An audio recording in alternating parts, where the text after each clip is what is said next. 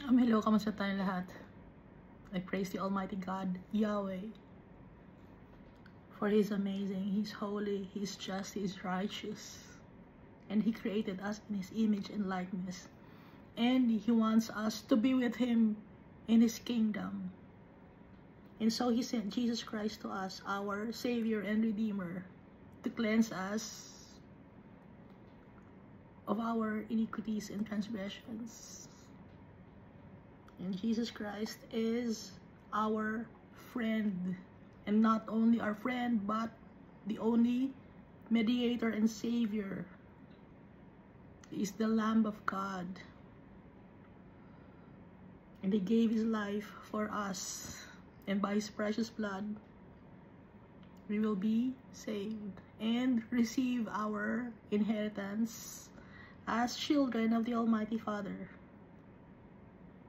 And so we must be thankful to Jesus Christ, because He loves us also like the Almighty Father. And I thank the Holy Spirit, for He lives in our hearts. He's reminding us to follow the commandments of our Father, and also reminding us of the teachings of our Savior and Redeemer, the Messiah, Jesus Christ, the coming King. And at the last days, Jesus Christ will judge the people.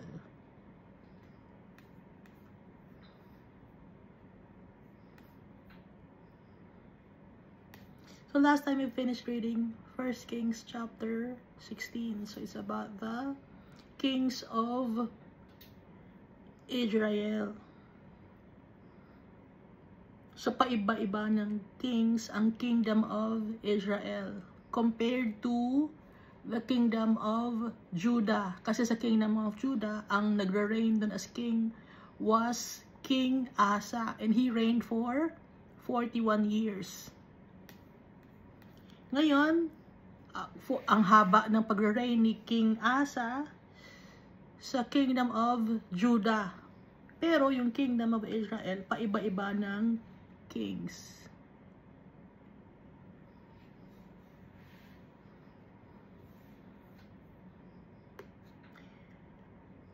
Yung kingdom of Judah, lahat sila from the blood of David, yung king na si King Asa, anak siya ni David, or from the lineage of David siya. Sa kingdom of Israel naman, paiba-iba. Ang mga pumapalit, mga commander-in-chief, kasi inaagaw nila yung government.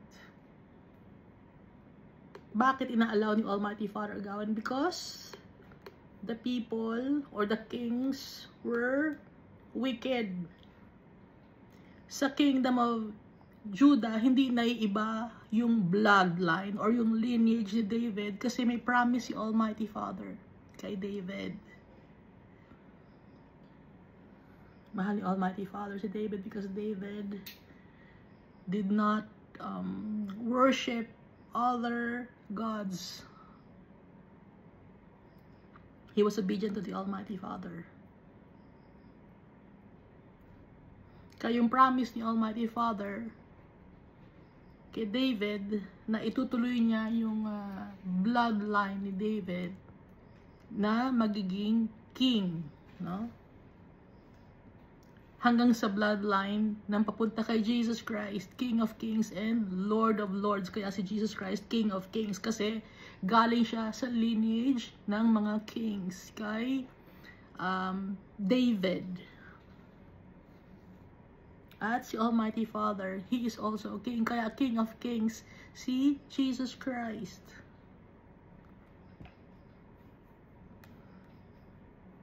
Sa mundo, King of Kings si Jesus Christ, and si Almighty Father, ibinigay kay Jesus Christ ang authority, yung power and dominion in heaven and on earth. Kaya si Jesus Christ is the Son of God, the only begotten Son, and Son of Man.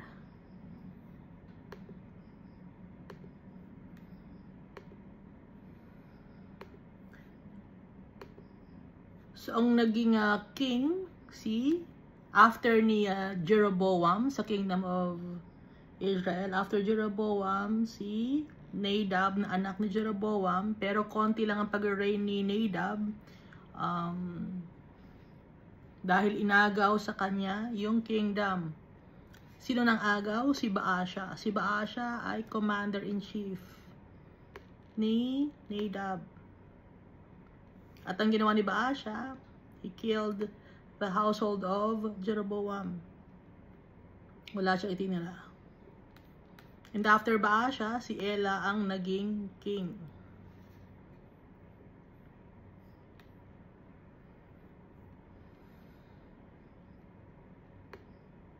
Si Ela, naging king lang siya for less than 2 years. Pero ni-round off, kaya nakalagay dito 2 years. And after ni Ela, inagaw naman ni Zimri na servant ni Ela. So, betrayal after betrayal. Sunod-sunod, puro pag-betray. Commander ng half of the chariots of Ela si Zimri.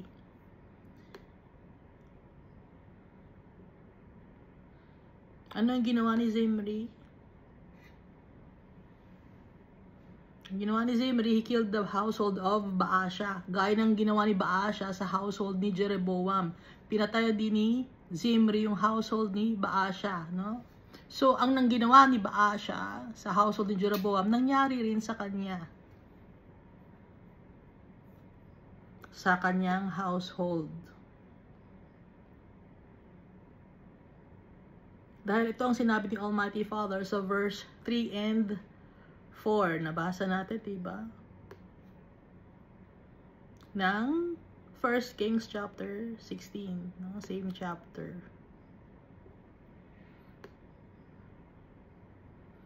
Ang nangyari naman kay Zimri,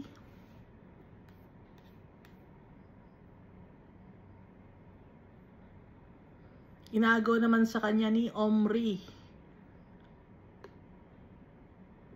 commander of the army.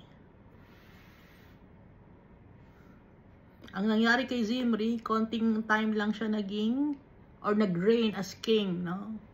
Wala pang 1 year. So, ang ginawa niya, nung napalitan ang administration, dito sa verse 18, and it happened when Zimri saw that the city was captured, that he went into the citadel of the king's house and burned the king's house down upon himself with fire and died. So, nasunog si Zimri.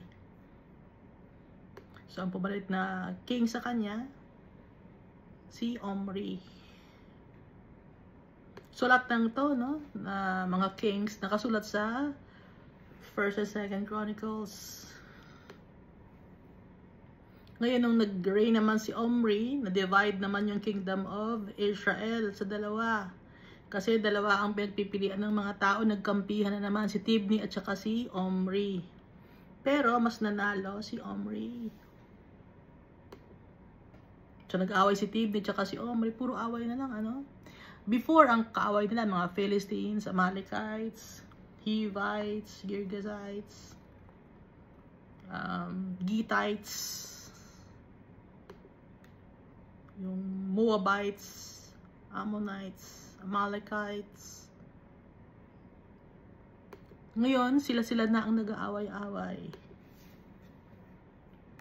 No, magkapatid or ang kanilang ninuno ay si Jacob or si Israel. So, Tibni died and Omri reigned. Si Omri, he reigned for 12 years. 6 years siya nag-reign sa Tirza. Pero sa all over Israel, he reigned for 12 years. At siya yung bumili ng lupa. Kay Shemer, ginawang Samaria, yung lupa na yon. Yun ang dinaanan ni Jesus Christ, no? Pagpupunta ng Galilee from Jerusalem, dadaan sa Samaria. But iba ang mga tao sa Samaria, kaya iniiwasan ng mga tao yung Samaria kung pupunta sila ng Galilee.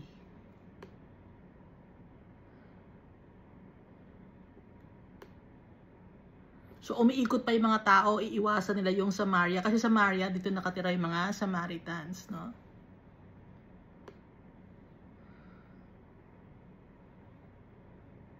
At gaya ng other previous kings of Israel, Omri also did evil in the eyes of the Lord, and he did worse.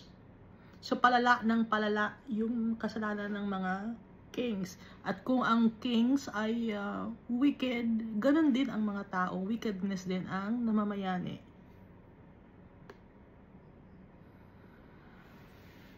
Si Almighty Father, He is holy. Kaya nire-require niya ang kanyang mga anak to be like Him, to be like Jesus Christ.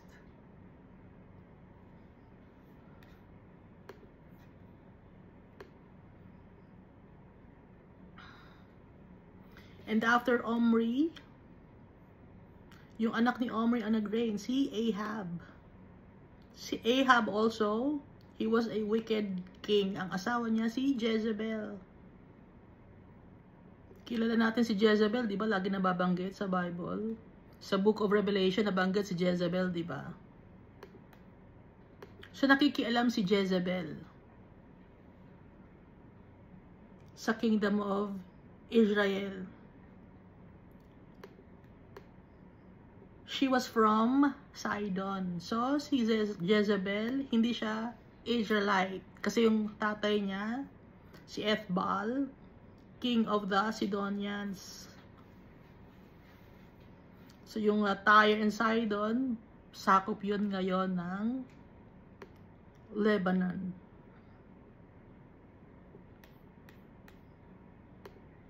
And he went and served Baal and worshiped him. So, si Jezebel, no?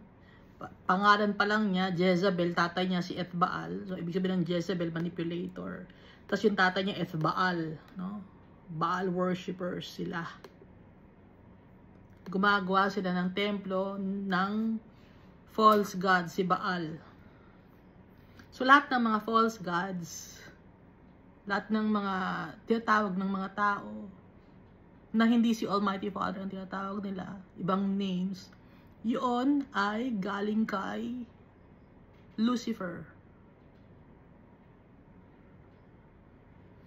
Kung hindi niyo tinatawag ang pangalan ni Almighty Father tsaka ni Jesus Christ, sino ang sinasamba ninyo? Si Lucifer.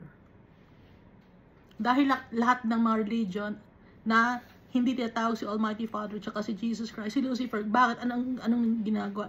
Inilalayo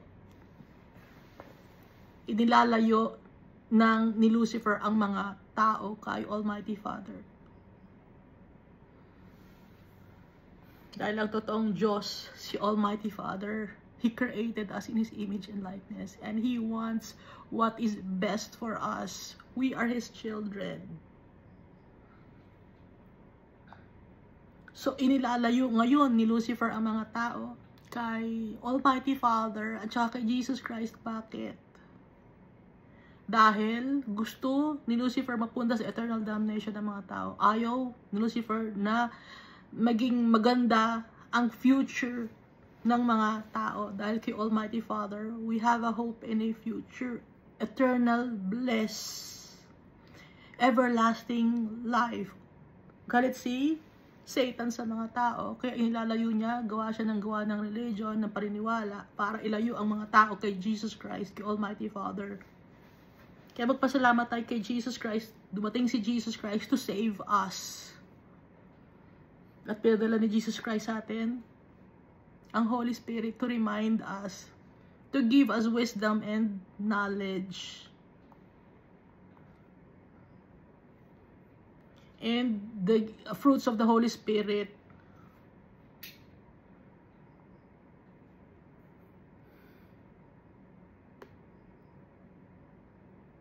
So kung wala sa atin ang fruits of the Holy Spirit, wala sa atin si Jesus Christ. Ano ba yung fruits of the Holy Spirit? Love, joy, peace, forbearance, kindness, gentleness, goodness, faithfulness, and self-control. Nakikita natin sa mundo natin, yung mga tao madaling magalit, walang self-control. Hindi ba pagmahal sa kapwa-tao, puro panglalamang ang gusto. So kay Almighty Father ba galing yun? Hindi.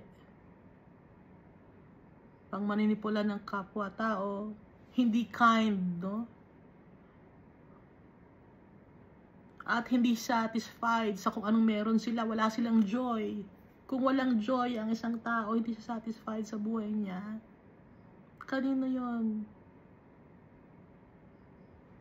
Kaya makikilala natin kung tayo ay kay Jesus Christ at kay Almighty Father if we have the fruits of the Holy Spirit.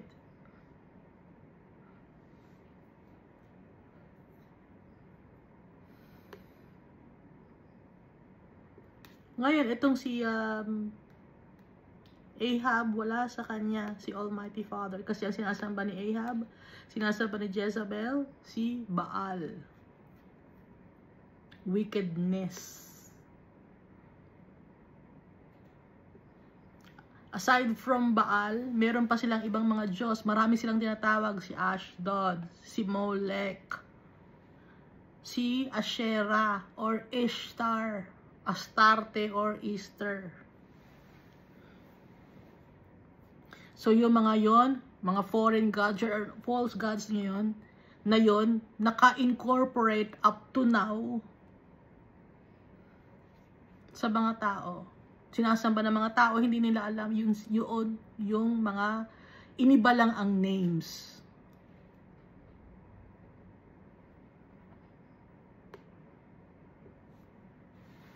Panloloko ni Satan.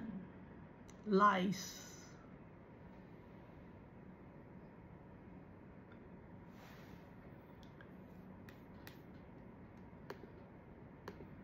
So, pag mayroong mga wooden image, idolatry yun, ayaw ni Almighty Father nun. Kasi nungalingan yun, nasasabihin nyo si Jesus Christ. Hindi yun si Jesus Christ. Yung sinasamba din yung kahoy. Hindi namin sinasamba yung kahoy, bine-venerate namin, honor namin, nire-respeto. Hindi yun nire-respeto si Almighty Father. Pero yung semento, yung kahoy, nire-respeto ninyo, gawa ng tao, wicked ang tao.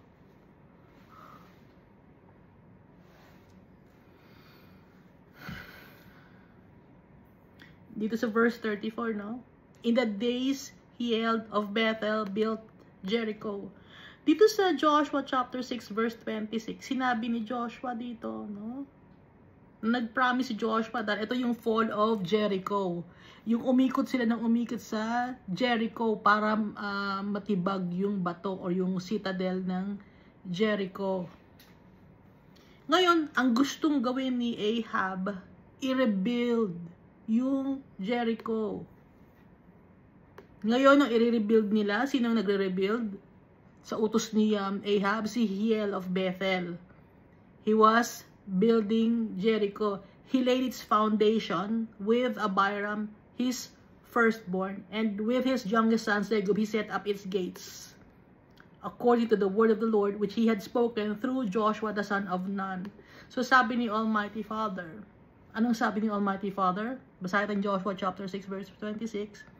Then Joshua made this important promise. He said, anyone who tries to rebuild the city of Jericho will be punished by a curse from the Lord. The man who lays the foundation of the city will lose his oldest son. So si Hiel, meron siyang oldest son, o firstborn. Sinong oldest son niya? Nabangkit dito? Si Abiram. Ano nangyari kay Abiram? Namatay si Abiram. Dahil yun ang sinabi ni Almighty Father. Matagal na, nung time pa ni Joshua. Ngayon, gusto nilang i-rebuild, matigas ang ulo eh.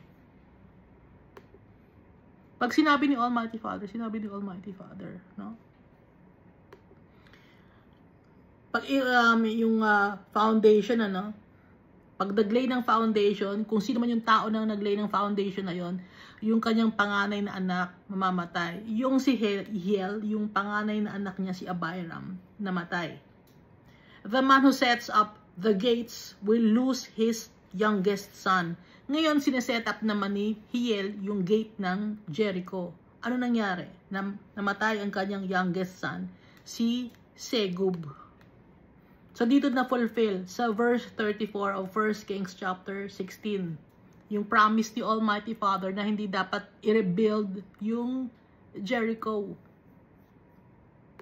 Akala natin maganda yung pangalan Jericho, no? Hindi magandang pangalan. Ayaw ni Almighty Father i-rebuild. So kung plano nyo, magkaroon ng pangalang anak na nyo, huwag nyo pa pangalan Jericho.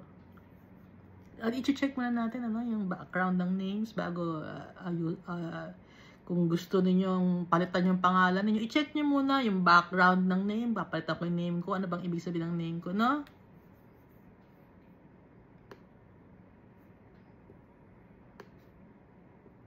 Kasi pwede naman magpalit ng names, no?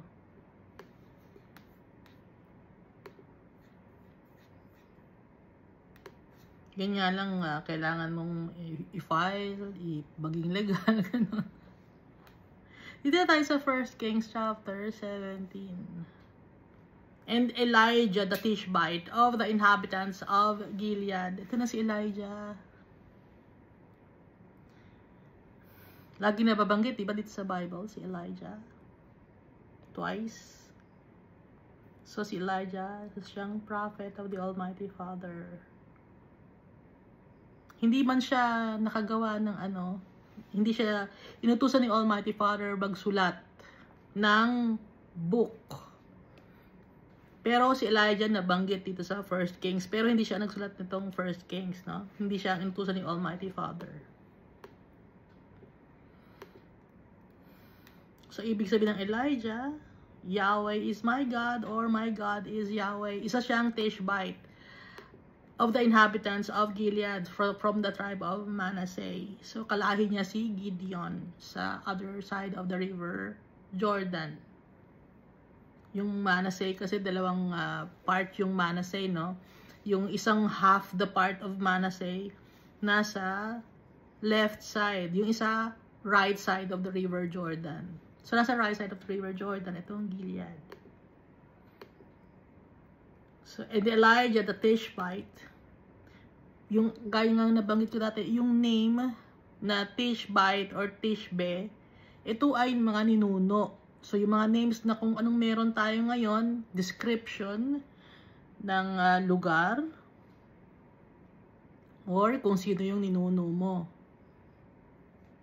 Or kung sino naka-imbento ng mga bagay. Doon galing ang mga names, no?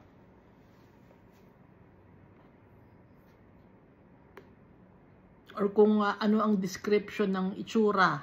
Example,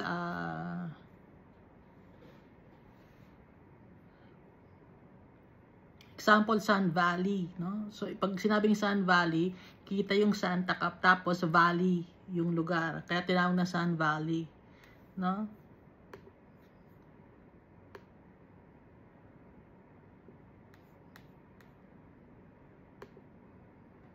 Kaya importante yung names.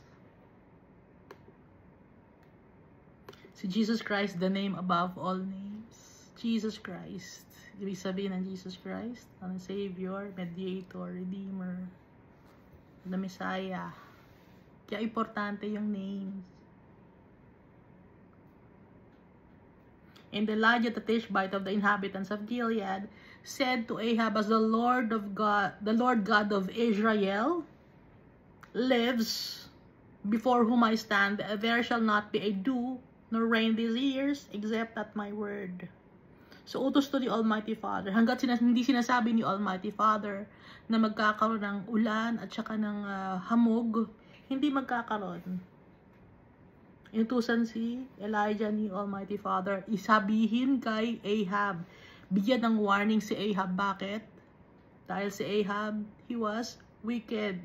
So, hindi dahil sa wicked si Ahab, hindi lang siyang apektado, kundi pati na rin yung mga tao na nasasakupan niya. Apektado rin.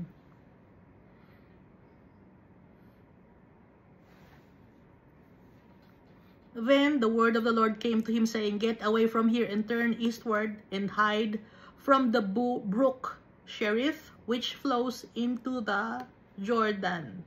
Tapos sinabi ni Almighty Father kay Elijah na umalis doon sa kung saan nandun si Ahab.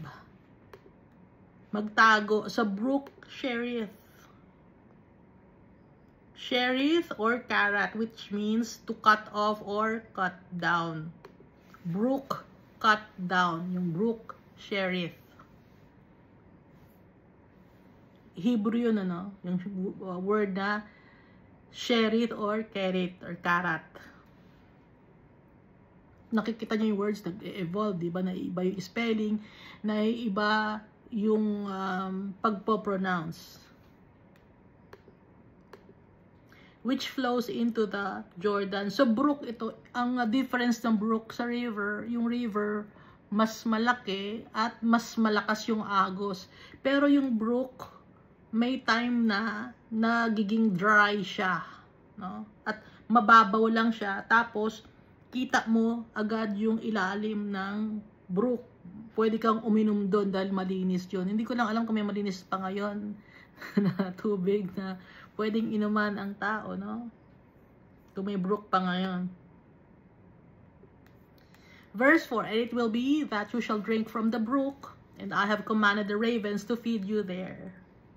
So si Almighty Father, kung walang tao na magbibigay ng pagkain kay Elijah, utusan niya yung mga ibon, yung mga ravens.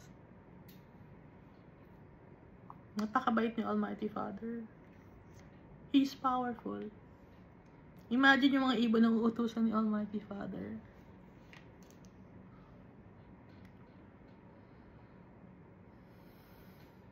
So yung tubig, doon siya iinom sa brook. Tapos yung pagkain naman niya, yung ravens naman ang magdadala ng pagkain sa kanya. Mahal na mahal ni Almighty Father. Yung kanyang mga anak, yung mga tao na faithful sa kanya, yung mga nagtitiwala sa kanya. Verse 5, so he went and did according to the word of the Lord. Napakahirap ng gagawin na to ni Elijah.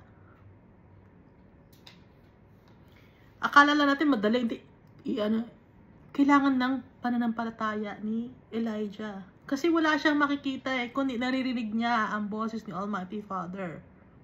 Yung, binibigyan siya ng direction or directives, no? Kung ano ang gagawin niya. Napakahirap.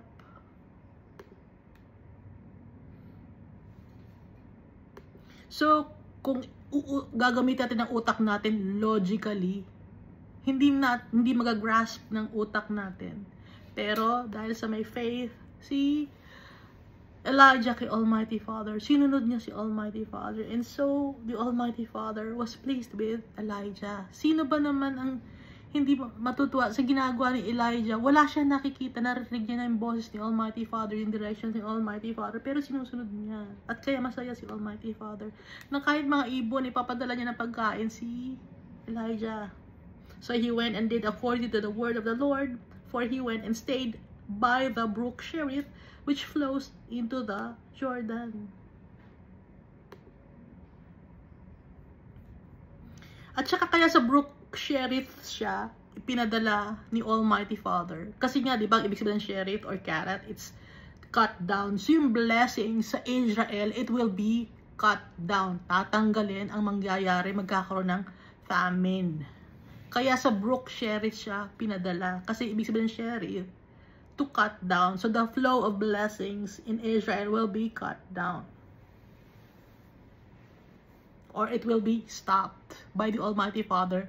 Kasi si Almighty Father, He is powerful. Which flows into the Jordan. Verse 6. The ravens brought him bread and meat in the morning. Sa umaga, merong bread and meat. Yung mga ravens, may dala-dala sila. Hindi lang ito isang ibon, baka hindi kaya ng isang ibon yun. Dala-dala niya yung meat, no? Tsaka yung bread. Hindi kinakain ng ravens. Siyempre, yung ravens, gutom din sila, di ba? Pero hindi nila kinakain. Inutusan kasi sila ni Almighty Father. So, ang dala-dala, bread and meat in the morning, and bread and meat in the evening. 2 beses lang kumain. Tayo ngayon kung anong kain natin. Ilang beses kumain ngayon ng tao sa isang araw. 3 sa umaga kasama lunch. Tapos sa after lunch may merienda, and then supper, and then midnight midnight snack. So 6 times a day kumain ng tao, pero dapat talaga twice a day lang, no? Dahil nung kay Moses, nagpapadala si Almighty Father ng manna Sa umaga yon, and then sa hapon ang pinapadala naman niya ay quail. So 2 beses kakain ang tao. Ngayon ang kain ng tao, kaswapangan, lahat gusto kainin, no? Hindi na matapos, lahat kakain. Konting kibot lang, nagugut, kain na tayo, oh.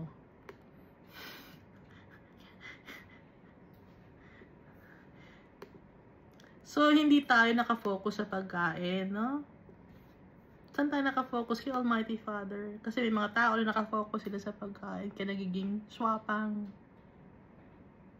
Kailangan merong pagkain para bukas. Kailangan makaipon ako, makaipon dahil next year, baka wala tayong pagkain. Kahit ano ang gawin mong pag-iipon, si Almighty Father, nasa Kanya ang lahat ng power. Kahit mag-ipon ka na mag-ipon, magpapadala si Almighty Father ng bagay na hindi mo inaasahan at magagastos mo yung inipon mo. Kaya, ang importante magtiwala tayo sa tatay natin. Gaya ni Elijah.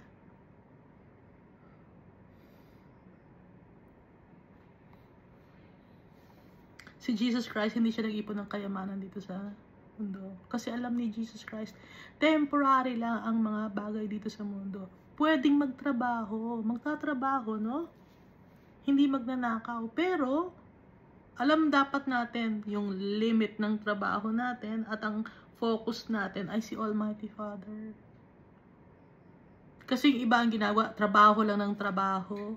Kinalimutan na si Almighty Father. So, anong nangyari? After trabaho ng trabaho, nakaipon,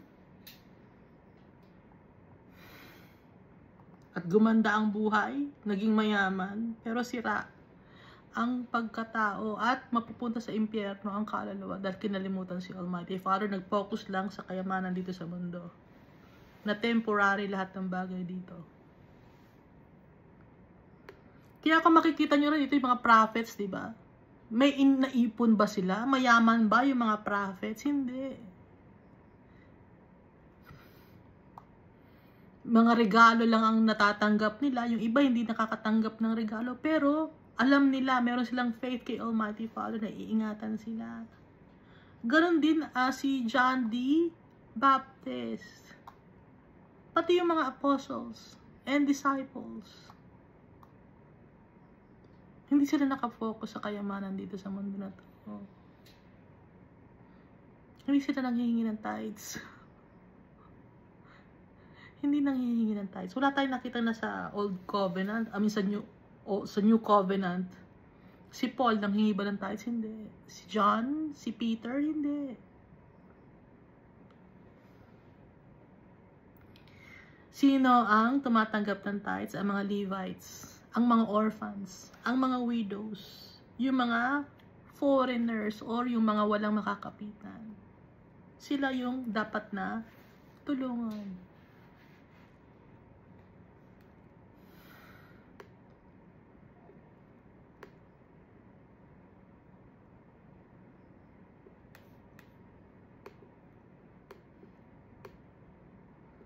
Tuloy natin, verse 7. Nasa verse 7 pa lang tayo. It happened after a while that the brook dried up. So, yung brook, natuyo siya. Kasi nga, merong tagtuyot. So, kung ngayon ang tawag ay El Nino. Bakit nagkaroon ng dry, or walang ulan, nagkaroon ng El Nino? It's because of the Almighty Father. Para turuan ng lesson ang mga tao.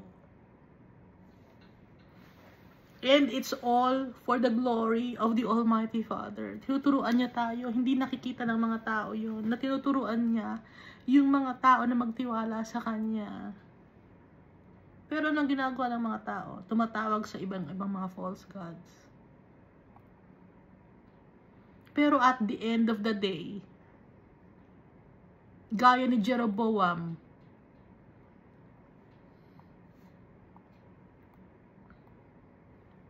kanino lumapit? Sa prophet Ahijah. Dahil may sakit yung kanyang anak. Sa prophet ni Almighty Father Ahijah. Lumapit si Jeroboam. Pero wala na. It's too late already.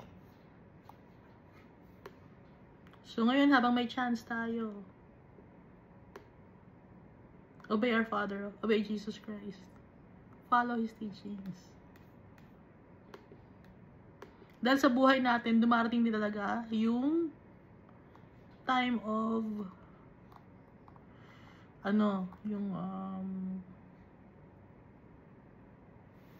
kakulangan sa buhay. Inaalaw ni Almighty Father yon to check kung magtitiwala ba tayo sa Kanya. And it happened after a while that the brook dried up because there had been no rain in the land. So, walang blessings na dumarating. Kasi pag walang rain, walang maiinom na tubig yung mga animals. Yung mga plants na tinanim nila, hindi tutubo, magda-dry din. Yung land magda-dry. At walang makakain ng tao. So, nakikita natin, na kaya merong mga blessings si Almighty Father, na ulan, dahil para sa mga tao, para makakain. To sustain us. Kaya maganda yung pagkakagawa ni Almighty Father dito sa mundo. Kaya, yung carbon dioxide, yun ang hinihinga ng mga puno at halaman. Ngayon, kung tatanggalin natin ng carbon dioxide, mamamatay ang mga halaman. Paano ngayon tayo makakahinga? Saan ba galing ang oxygen? Sa mga halaman. Naiintindihan natin. Kaya magtataka tayo ngayon, maraming carbon dioxide, hindi na natanggalin natin yung carbon. Hindi, wag. Kasi pag tinanggal mo yung carbon dioxide, paano yung mga halaman? At pag namatay yung halaman, paano na tayo? Wala tayong oxygen. Maganda ang pagkakagawa ni Almighty Father sa mundo. Kasi yung utak ng tao, akala nila matalino na sila, no? Hindi, tanggalin natin yung carbon dioxide. Hindi matalino ang tao. Nagkukunya-kunyari lang na matalino ang tao, pero hindi. Kaya nagkakaroon ng nervyos or takot ang mga tao dahil tinatakot ni Satan. Pero ang mundo natin, kumpleto. Lahat si Almighty Father. Tinatakot tayo ni Satan. Para mapalayo tayo sa tatay natin, ang gawin natin ngayon, magtrabaho tayo na magtrabaho, makakalimutan natin ngayon si Almighty Father. Mapafocus tayo ngayon sa mga bagay dito sa mundo. At pag na-focus tayo sa mga bagay dito sa mundo, hindi ka na makakapunta sa heaven. Hindi mo malalaman kung or makikilala kung sino yung treasure, ang true treasure, si Almighty Father.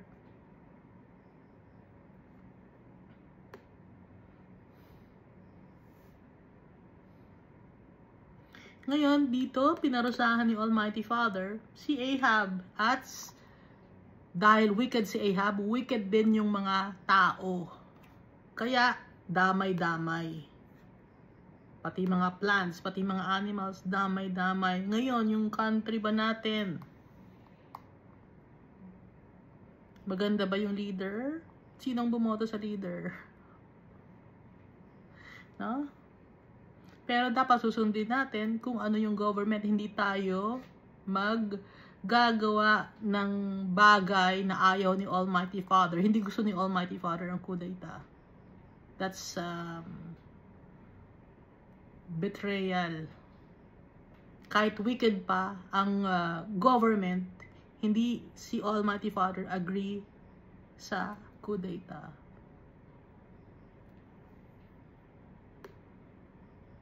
Diba, example, no? Ilang beses nag-kudeta, ganun pa rin ang nangyari, diba? Wicked pa rin ang mga tao, wicked pa rin ang leaders. Hindi, kasi yun ang problema. Ang problema natin, hindi tayo lumalapit kay Almighty Father. Yun ang problema natin. Hindi leader ang dapat mong palitan. Ang dapat nating palitan, yung puso natin na tayo magtitiwala tayo kay Almighty Father. Hindi leader. Hindi, palitan yung leader natin, pangit. Hindi leader yun. Tayo mismo, ang wicked. Wala tayong accountability. Selfish tayo.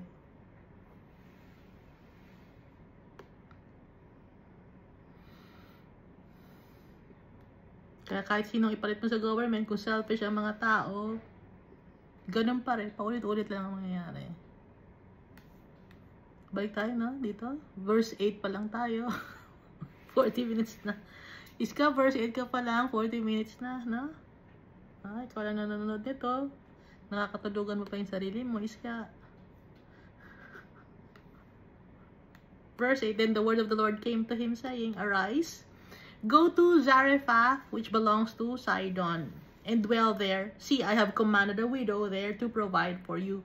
So, pinapupunta ni Almighty Father, si Elijah, from Brook Cherith to Zarephath, na sakop ng Sidon, na sakop ngayon ng Lebanon. Lagi kong gusto binabanggit yung Lebanon kasi taga doon si Keanu Reeves, diba?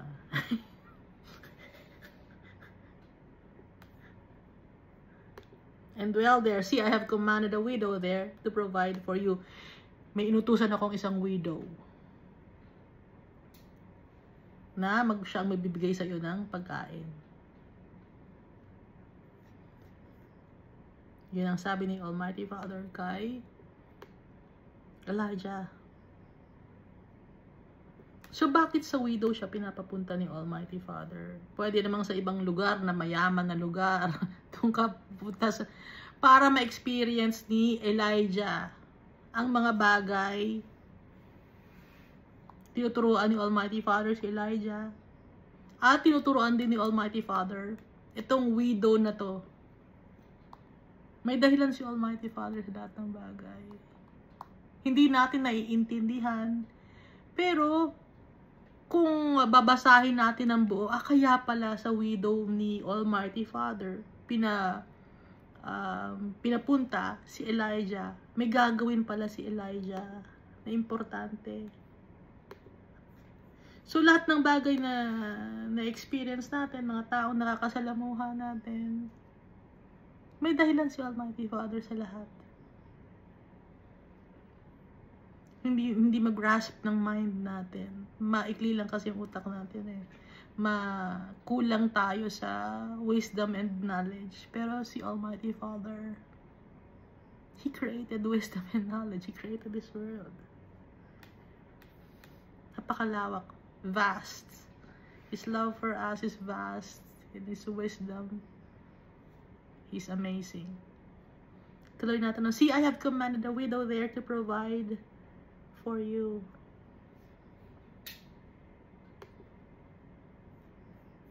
So he arose and went to Zarephath, and when he came to the gate of the city, indeed a widow was there gathering sticks. So nagpunta siya sa Zarephath, at nung pag nandun na siya sa gate ng city, nakakita siya ng isang widow na nagpupulot ng mga sticks. Ano ba yung mga sticks na to? Ito yung dry na sticks or mga pwedeng, kasi wala naman nung gasol. Wala naman electric stove nun. So, pag nagluluto sila, gamit yung kahoy na dry. Ano bang tawag sa dry na sticks? Mga wooden sticks na tuyo na. Kasi madaling silaban, madaling create ng fire pag dry na yung sticks, no? So yung widow, nagagather siya ng sticks. And he called to her and said, please bring me a little water in a cup that I may drink. Please, bigyan mo ako ng isang cup na may tubig para makainom ako. Kasi nauuhaw ako.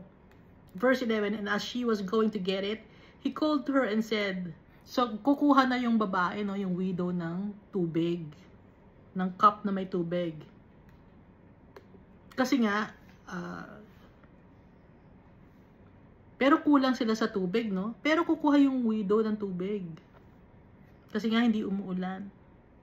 Mahirap maghanap ng tubig ng time na yon. So, uhaw si Elijah. So, kukuha na ng tubig. Tapos, nung kukuha na ng tubig yung babae, sumigaw pa si Elijah, please bring me a morsel of bread in your hand. Nagpadagdag siya. Nagpadagdag si Elijah. Dagdagan mo na rin ng tinapay, ha? Sabi ni Elijah. Pagbalik mo, dagdagan mo na rin ng tinapay. Verse 12, so she said, as the Lord your God lives, I do not have bread. Wala akong tinapay dito. Only a handful of flour in a bin. Nasa isang lalagyan, no? Meron ako isang lata rito. Uso na ba lata noon? Jar, no? Or tapayan. Or clay, no? Or na lalagyan ng flour or harina. Meron na ako rito handful of harina. Isang tipak lang, isang dakot lang ng harina sa lalagyan ko. Wala akong tinapay. And a little oil in a jar or sa pitcher. Kasi pag gagawa ka ng tinapay, ang ingredient lang naman ng tinapay, nung time na to, harina lang at saka oil. Yung iba nilalagyan nila ng asin, no? At tubig. And see, I am gathering a couple of sticks that I may go in and prepare it for myself and my son. Tingnan mo, nag-iipon ako ng mga sticks.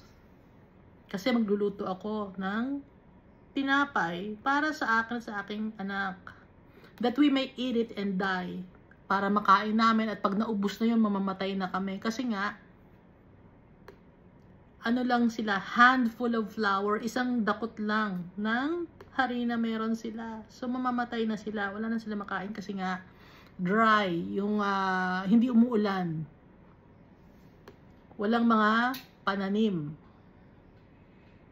Walang mga fruits, walang mga vegetation silang makakain. Verse 13, and Elijah said to her, do not fear, go and do as you have said. Huwag kang matatakot. Sige, gawin mo lahat yung mga sinasabi mo. But make me a small cake from it first. Sige, gawin mo lahat mo ng sinasabi mo, no? Huwag kang matakot. Pero, bago yun, gumawa ka muna ng maliit na cake para sa akin. And bring it to me, and afterward, make some for yourself and your son. Unahin mo muna ako. Sabi ni Elijah. For thus says the Lord God of Israel, the bin of flour shall not be used up, nor shall the jar of oil run dry, until the day of the Lord sends rain on the earth. Habang hindi pagpapadala ng ulan si Almighty Father dito sa mundo, yung lalagyan mo ng harina, hindi siya mauubos. Pati yung oil na nasa jar, hindi rin siya magda-dry. Laging meron. Kaya unahin mo muna ako na gawa ng tinapay. Kasi yun ang sabi ni Almighty Father. So may pananampalataya din itong widow na to. So she went away and did according to the word of Elijah. And he and her household ate for many days. So yung handful of harina or flour, maraming beses silang nakakain. They ate for many days. So siya ang kumakain, yung widow, si Elijah, pati yung kanyang anak. The bin of flour was not used up. Hindi nauubos yung bin or yung lalagyan ng harina. Laging meron. Parang yung si Jesus Christ, di ba? Yung pinakain niya, the feeding of 5,000 men. Hindi pa rin kasama sa bilang yung women and children. And the feeding of the 3,000. Hindi pa kasama doon yung women and children. Hindi nauubos, di ba? Yung fish, tsaka yung bread. Ganon din dito. Hindi nauubos yung flour, pati yung oil. Hindi nauubos. Kahit kuha ng kuha, hindi nauubos. Dahil si Almighty Father, yung blessings niya sa atin, hindi mauubos yun. Kung meron tayong faith sa Kanya, hindi mauubos.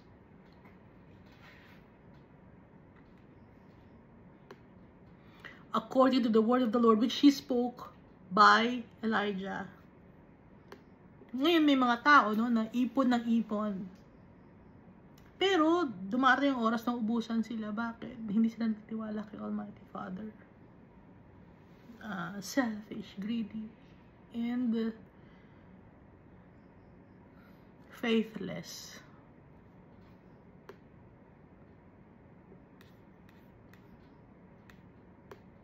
Or ipon ng ipon, tapos dumarating ang time na nagkakaroon ng may sakit sa kanilang household. Kaya nawawala yung kanilang ipon.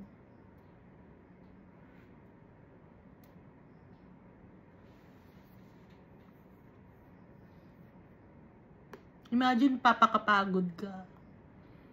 Tapos hindi mo ina-acknowledge yung Almighty Father, hindi ka nagpapasalamat kay Almighty Father sa strength na kung anong binibigay sa'yo araw-araw.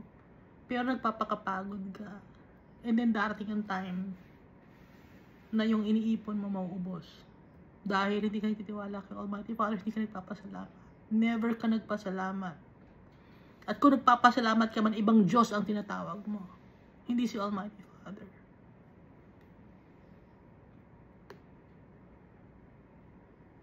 Verse 17, now it happened after these things that the son of the woman who owned the house became sick. So nagkaroon ng sakit yung anak ng widow.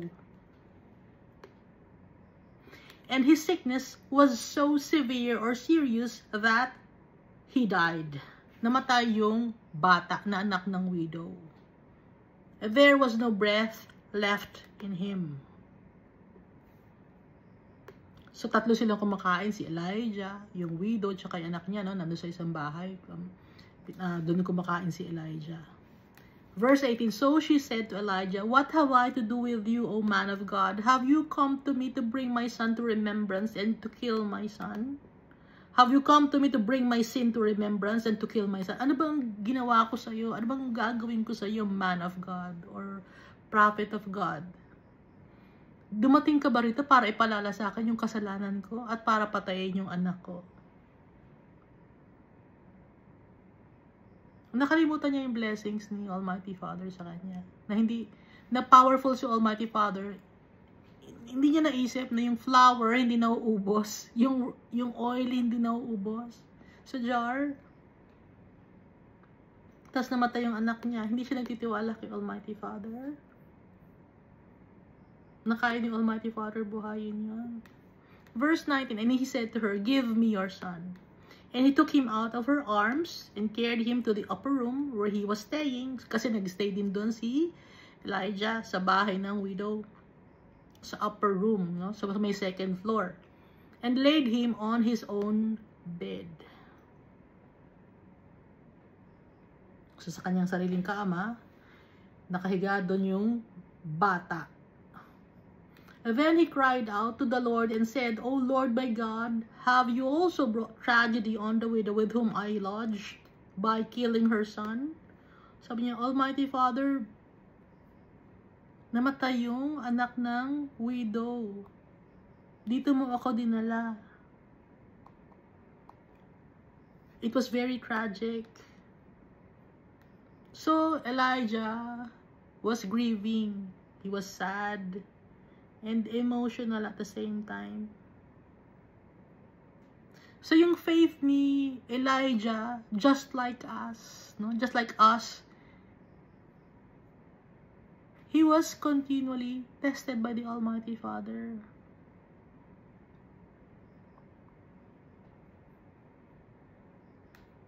Verse 21, and he stretched himself out on the child 3 times. So, yung bata nakahiga sa bed, no?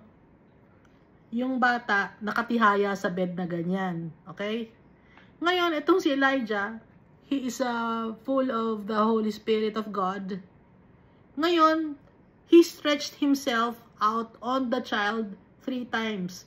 So, ito yung ulo ng bata, ito yung paa ng bata. So, ito si Elijah. Humiga siya ngayon. Yung nakaganon siya, he stretched himself out on the child 3 times. Dinaganan niya, no? So, nakatihaya yung bata, nakatihaya din si Elijah. So, nadaganan yung bata kasi nga patay na yung bata. And cried out to the Lord and said, O Lord my God, I pray let this child's soul come back to him. So, kaya hinihigaan ni Elijah yung bata kasi nga, he's full of the Holy Spirit para mabuhay yung bata.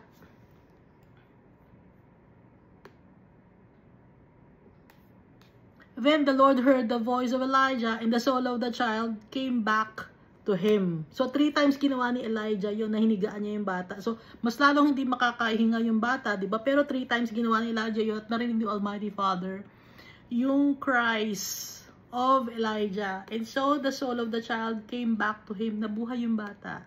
And he revived. Verse 23, and Elijah took the child and brought him down from the upper room into the house.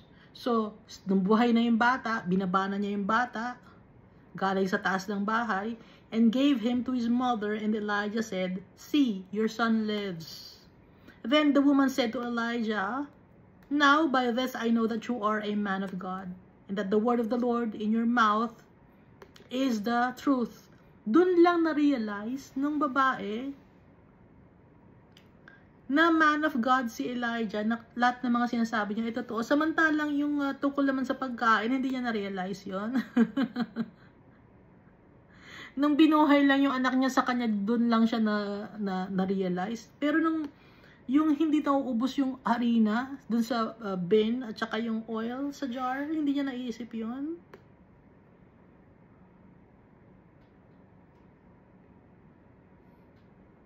Kailangan pa ba ng matinding test para mabuksan ng isip natin na si Almighty Father is powerful?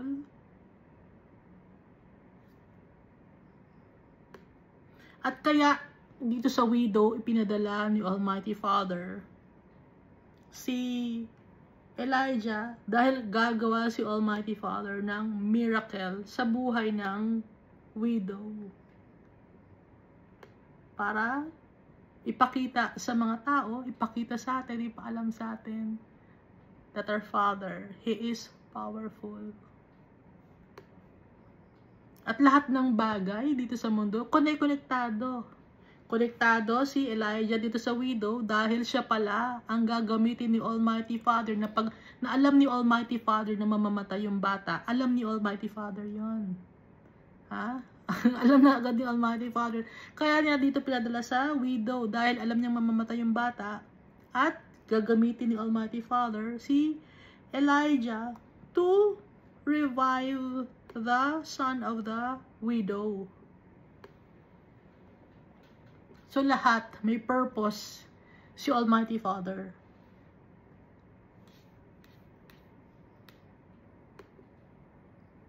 So dito tayo sa 1 Kings chapter 18.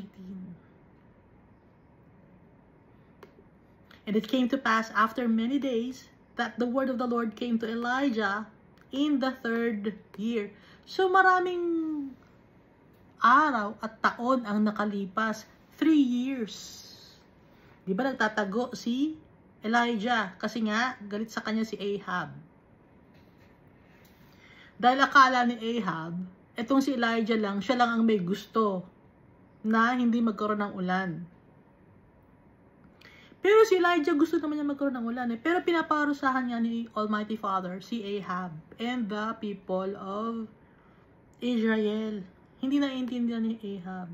So, after 3 years, no, so matagal tumira si Elijah dun sa bahay ng widow. And it came to pass after many days that the word of the Lord came to Elijah in the 3rd year, saying, go, present yourself to Ahab, and I will send rain on the earth. So, 3 years na walang ulan. Dry na yung mga puno. Dry na yung sahig or yung land. Yung mga animals, payat na kung meron mang nabuhay pa. At yung mga tao, syempre, namayayat na rin, no? Nangayayat na din kasi nga, wala silang makain. Tipid na tipid. Kung saan sila nagpupunta.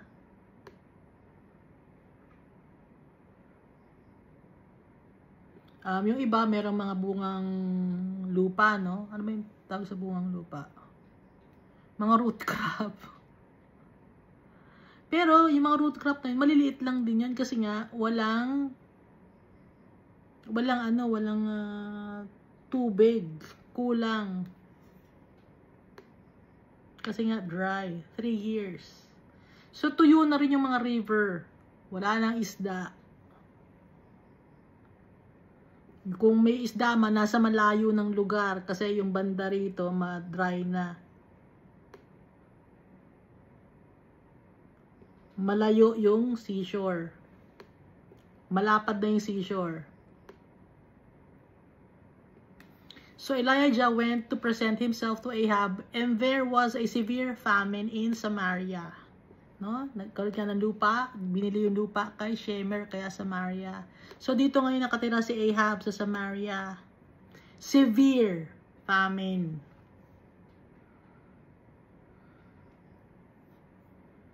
So mga animals, butot balat, pati yung mga tao, butot balat.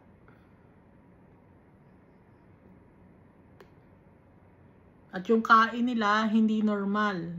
Once a day, kung pwede. Kung hindi, bukas na lang, kung wala. And Ahab had called Obadiah. Ito ba si Obadiah na prophet din, na gumawa, na inutusan ni Almighty Father na gumawa ng book, no? Isang chapter lang yun, no? Yung Obadiah. Ito ba siya? Kasi itong si Obadiah, he feared the Almighty Father. Basahin natin, ano? Verse 3, and Ahab had called Obadiah, who was in charge of his house. So servant ni Ahab si Obadiah, although Ahab feared the Almighty Father. Now Ahab feared the Lord greatly. For so it was, while Jezebel massacred the prophets of the Lord. Napaka-wicked ni Jezebel. Pinatay niya yung prophets of the Almighty Father. Lahat ng mga naglilingkod kay Almighty Father, lahat ng mga gift of prophecy, pinatay niya. That Obadiah had taken 100 prophets and hidden them 50 to a cave, and had fed them with bread and water. So meron pang bread and water kasi nga sa kingdom of Israel, yung bahay ng king, hindi syempre mawawala ng pagkain doon. Pero yung mga tao talagang gutom na. Pero yung kanilang supply, nag-uubos na din. So ang ginawa ni Obadiah, dahil nga pinapatay ni Jezebel ang mga prophets of the Almighty Father, minamassacre niya. So, bakit minamassacre ni Jezebel? Kasi nga, itong si Jezebel, she was wicked. He's from the evil one. Pangalan na pangalan pa lang niya, di ba?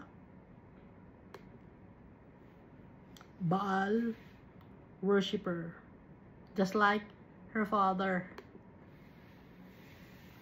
That Obadiah had taken 100 prophets and hidden them 50 to a cave, and had fed them with bread and water. So, si Obadiah, may alaga siya. No? Itinago niya yung mga prophets, 100. And hidden them 50 to a cave. So, dalawang cave to. Sa isang cave, 50. Sa isang cave, 50. So, 100 prophets of the Almighty Father. At pinapakain niya ng bread and water. Yun lang ang kayang ipakain. Tinapay lang at tubig. Walang meat.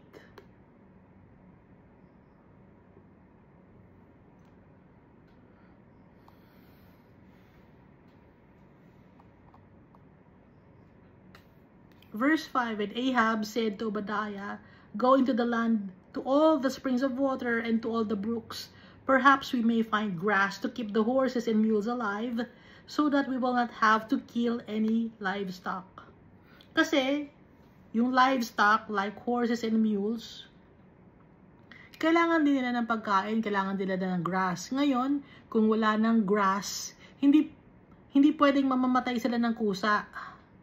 Kasi pag namatay sila ng kusa, hindi na dumanak yung dugo. Dahil pag magpapatay ka ng animals, tapos dahil wala nang makain, kailangan maunahan mo na dumanak yung dugo para matanggal yung dumi ng katawan ng animals, no? Ganun ang ginagawa, di ba? Alam niyo ba yon? Tinatanggal muna ang dugo para patay ng animals. Kasi, kaya nila papatay yung animals, wala nang makakain yung mga horses and mules. So, instead na humiga na lang yung mga horses and mules, hindi nila mapakinabangan, tapos nandun sa katawan nila yung dugo, no? Hindi natanggal, madumi yun. Kaya kailangan matanggal yung dugo. Kaya habang buhay pa yung mga mules and horses, kahit payat sila, papatayin na sila. Ngayon, kung may makukuhang grass, kung may makukuha silang grass at saka ng additional na water, hindi nila papatayin yung mga animals. Okay? Example, pag ang isang cow nahulog sa isang anong tawag doon? Trench, no? Hindi na siya makakaahon yung cow pag nahulog sa isang trench. So anong gagawin na? Or pag napilay ang isang cow, hindi na siya makakatayo, no? So ano nang gagawin ng may-ari ng cow kahit buhay pa yung cow? Hindi naman pwedeng putulin yung paa ng cow. Kaya hindi rin natin makakatayo, putulin na natin yung paa ng cow, tapos 3 na lang ang paa niya. Hindi pwedeng ganon. Mahihirapan lalo yung cow. So, anong gagawin sa cow? Papatayin na yung cow kahit pa buhay na. Papatayin pa yung cow kahit buhay pa. Hindi yan. Para yung dugo niya, dadanak. Pag dumanak yung dugo, matanggal yung kanyang mga dumi sa katawan. Nakakaintindi kaya sabi ko. Iska naiintindihan mo siya sabi mo, naiintindihan mo siya sabi ko. So, kailangan ganun, ano? Kahit yung mga yung mga manok, mga pork, ganun ang ginagawa, tinatanggal yung dugo pag kakatayin. Kaya para hindi na sila pumatay ng livestock, kailangan makakuha ng mga grass, may pakain sa mga horses. Kasi nga payat na mamamatay sila. Verse 6, so they divided the land between them to explore it. Ahab went one way by himself and Obadiah went another way by himself. So naghiwalay ngayon si Ahab. Si Ahab sa left side, nagpunta si Obadiah sa right side to look for grass for horses and mules. Verse 7, now Obadiah was on his way. Suddenly, Elijah met him. So, nung nasa ibang lugar na si Elijah, magkalayo na sila ni Ahab, na-meet niya ngayon si Elijah. Kasi nga sabi ni Almighty Father kay Elijah, bumalik ka na doon. Kay Ahab. So, after 3 years, no? Elijah met him and he recognized him and fell on his face. So, kilala ni Obadiah si Elijah. Kasi nga, si Elijah, he was famous because he's a man of God. And si Elijah, takot kay Almighty Father. So, kilala niya yung face, no? And he recognized him and fell on his face and said, is that you, my Lord Elijah? Ikaw ba yan, Elijah? Naku, tagal na natin hindi nagkita. Matagal ka lang hinahanap. Verse 8, and he answered him, it is I. Go tell your master, Elijah is here. Oo, ako to. Tawagin mo yung master mo, si Ahab yun. At sabi mo nito si Elijah. Verse 9, so he said, how have I sinned that you are delivering your servant into the hand of Ahab to kill me?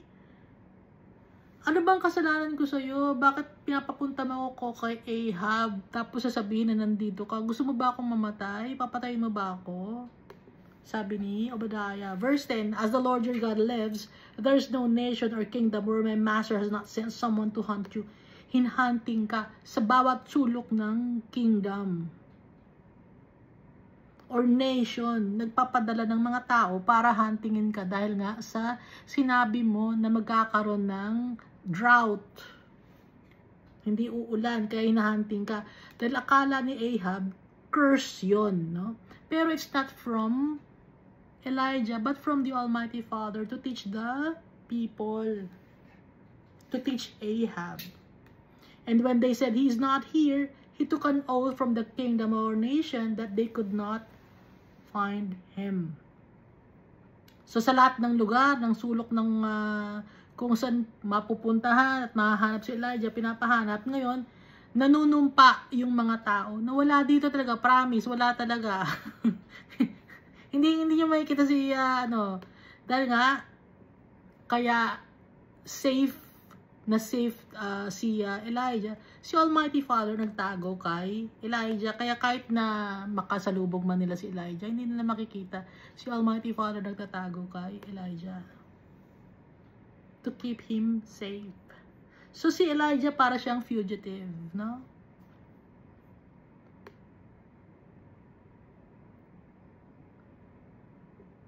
And now you say, go tell your master Elijah is here. Sabi ni Obadiah. Kung saan-saan ka namin natin. Tapos ngayon sasabihin mo, pupunta ako ngayon kay Ahab para sabihin nandiyan ka. Bakit ngayon mo lang sasabihin to? Why now? Ngayon pang ang tagal ng panahon, lalong galit yung si Ahab sa'yo, no? Yun ang ibig sabihin. Verse 12, but it shall come to pass as soon as I am gone from you, that the Spirit of the Lord will carry you to a place I do not know. So when I go and tell Ahab, and he cannot find you, he will kill me. But I, your servant, have feared the Lord from my youth. Sasabihin mo na ngayon nandito ka, Elijah is here. Pero, sabi ni Obadiah, pag alis ko, baka wala ka pagbalik ko. Kasi ang gagawin ni Almighty Father, the Spirit of the Lord will carry you. Dadaling ka ni Almighty Father sa ibang lugar. Sa ibang place na hindi ko alam. Ngayon, pag sinabi ko kay Ahab na nandito ka at pagbalik namin, kasama ko na si Ahab, wala ka, anong gagawin sa akin ni Ahab? Sabihin, nagsisinungaling na ako. At takot si Obadiah, papatayin ako ni Ahab. Sabi, nagsisinungaling ako. Sabi ko, nakita kita. Pinapatawag mo siya. Tapos ngayon, baka umalis ka. Huwag ka nga alis.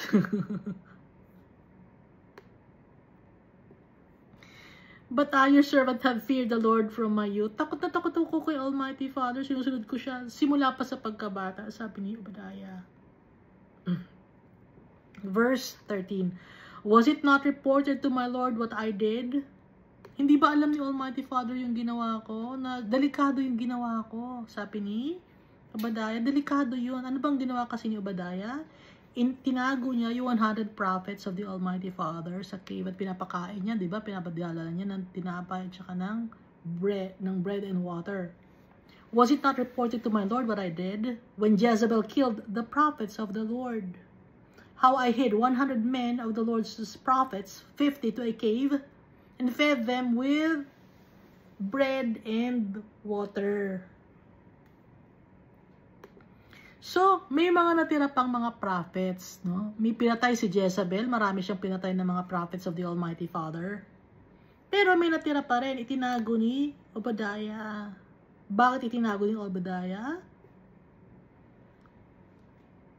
Utos din ni Almighty Father yon, no? Pero yung mga prophets na Jezebel killed, it was time for them to go back to the Almighty Father. That's why they were killed. Yun ang way ni Almighty Father para kunin na yung kanyang mga prophets. At yung mga prophets na pinatay ni Jezebel, they are now resting with the other people who are already with God. Nandun sila, they're resting with Abraham, Isaac, and Jacob, and all the people who are obedient of the Almighty Father. So kung pinatay man sila ni Jezebel, but they now have peace and joy with the Lord. Ngayon, ito meron nakatago, no? Itinago ni Obadiah yung iba pang mga prophets. So, it's not time yet for those men or for those prophets to be killed or to go to heaven. Verse 14, and now you say, go tell your master Elijah is here, he will kill me. Ha? Alam naman mo, diba, na itinago ko yung mga ibang mga prophets. Pinapakain ko sila ng bread and water. Tapos si Jezebel, pinatay lahat ng mga prophets. Ngayon sasabihin ko, ayaw talagang sabihin ni Obadiah kasi nga takot siya. Sino ba namang tao ang hindi takot na patayin ka? Lahat ng tao takot. No? Kasi we don't know, no, yung kung ano yung mangyayari. Lahat naman ng tao eh. Pero nga, sabi ni Jesus Christ, death has no sting anymore. So dati takot yung mga tao. But now, they are not afraid anymore. We are not afraid anymore. Because death has no sting anymore. Because of Jesus Christ. He lives. And also, we will live because our Savior and Redeemer lives. Verse 15, then Elijah said, as the Lord of hosts lives, before whom I stand. I will surely present myself to him today. Dahil si Almighty Father ay buhay. Hindi ako aalis. Dito lang talaga ako. I will present myself to him today. Dahil utos ni Almighty Father na magpakita ako kay Ahab. Verse 16. So Obadiah went to meet Ahab and told him, and Ahab went to meet Elijah. So excited tong si Ahab. Diyan na ba si Elijah? Kaya tayo nagkaroon ng famine dahil diyan kay Elijah, no?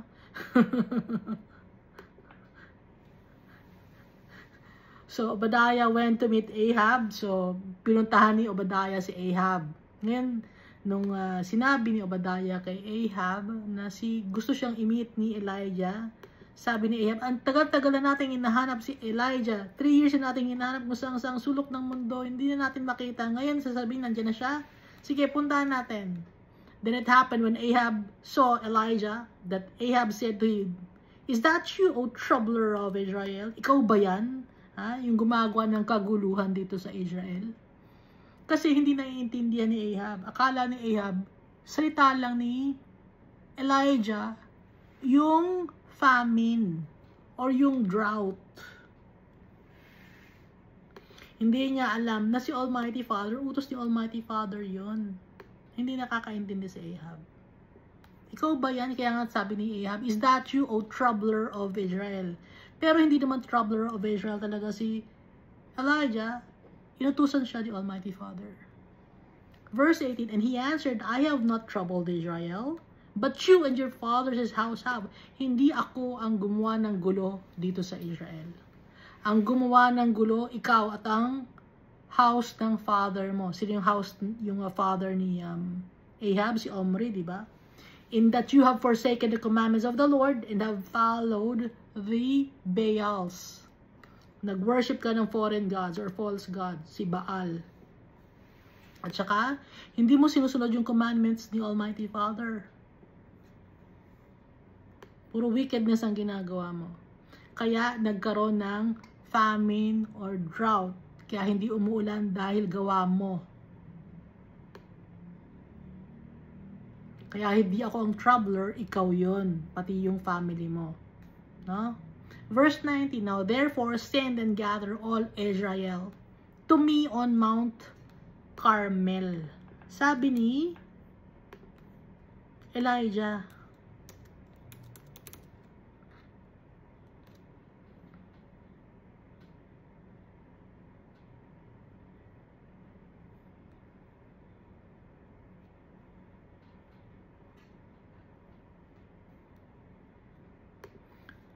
So, gustong i-meet ni Elijah si Ahab sa Mount Carmel.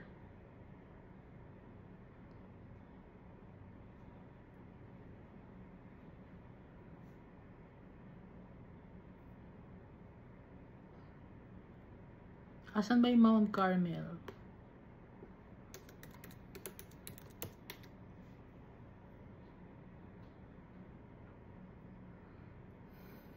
Sakop to ng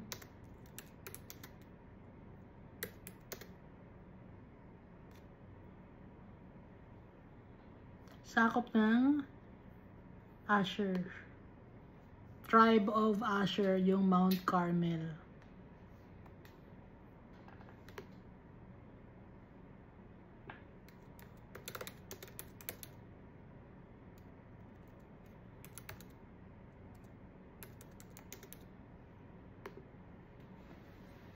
Carmel means garden or orchard.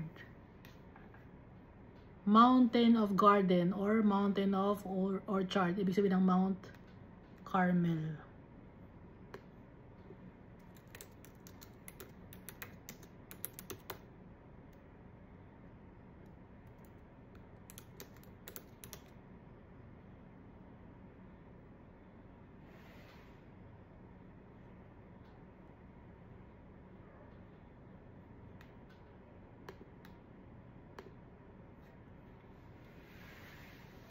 Kaya sabi ni Elijah, dun tayo sa Mount Carmel.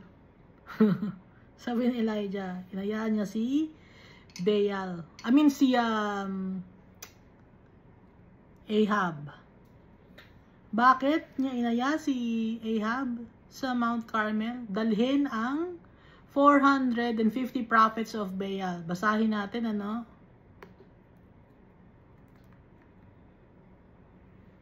Verse 18, and he answered, I have not troubled Israel, but you and your father's house have, and that you have forsaken the commandments of the Lord, and have followed the Baals.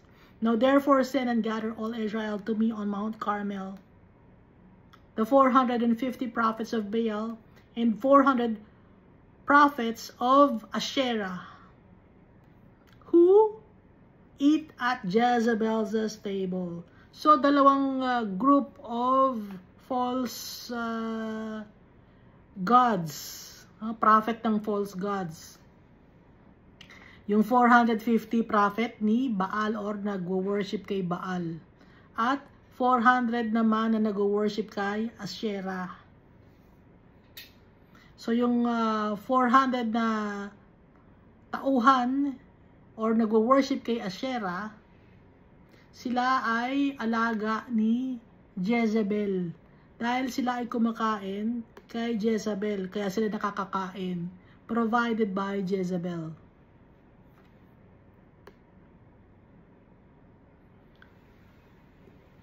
So magkakaroon ng showdown. Sa Mount Carmel, Elijah against the 450 prophets of Baal and 400 prophets of Asherah. Kilala natin si Asherah, paulit-ulit na lang, di ba? Si Asherah, yung Queen of Heaven na sinasabi na wino-worship ng mga pagans. Verse 20. So Ahab sent for all the children of Israel and gathered the prophets together at Mount Carmel. So si Ahab, pinatawag niya lahat ng mga tao from every tribe except the tribe of Judah and tribe of Benjamin, kasi nakasegregate nga yung kingdom of Judah, no? Kaya ang pwede lang na matatawagin ni King Ahab ay yung mga nasasakupan niya, yung tribe of Naphtali, Asher, Issachar, Manasseh, Dan, Reuben, Simeon, sino pa ba yun? Ephraim, no? Yun lang ba yun? Basta 10 tribes yun. Yun lang ang pwede niyang imbitahan. So lahat sila nasa Mount Carmel, nagbabantay, no? Kasi may showdown. Malalaman nila kung sino ang totoong Diyos. And Elijah came to all the people and said, How long will you falter between two opinions?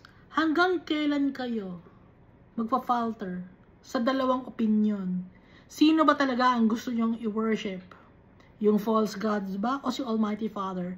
Kasi 2 opinions, hindi niya sinasabing 3 opinions na si Asherah, si Baal, si Almighty Father. Kaya nga sinasabi natin na yung lahat ng mga religion, iisa lang sila. Ngayon si Almighty Father tsaka si Jesus Christ, iba sila.